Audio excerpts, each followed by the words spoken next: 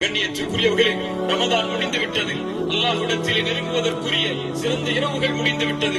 ஆனால் நம்முடைய வாழ்வு மீதம் இருக்கிறது.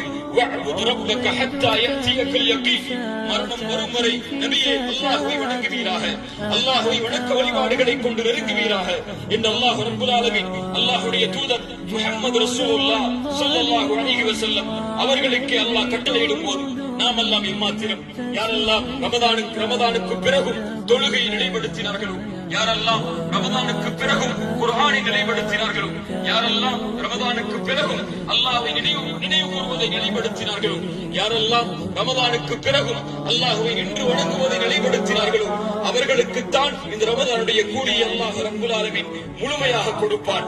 அவர்களுக்குத்தான் ரமதானுடைய மன்னிப்பை அல்லாஹ் ரப்பல் ஆலமீன் முழுமையாக கொடுப்பான். அல்லாஹ் அறிந்தவன். இவனுக்கு ரமதானுக்கு பிறகு வரக்கூடிய நாட்களில் இவன் செய்யக்கூடிய வணக்க வழிபாடுகள் எவ்வாறாக அமையும் என்பதை பொறுத்துதான் அல்லாஹ் ரப்பல் ஆலமீன் அவனுடைய பாவ மன்னிப்பை ஏற்று ரமதானில் அல்லாஹ் வாக்களித்த கூலியை அந்த அடியான் விரும்பியதை விட, அந்த அடியான் நாடியதை விட சிறந்த முறையில் அல்லாஹ் ரப்பல் ஆலமீன் வழங்குவான்.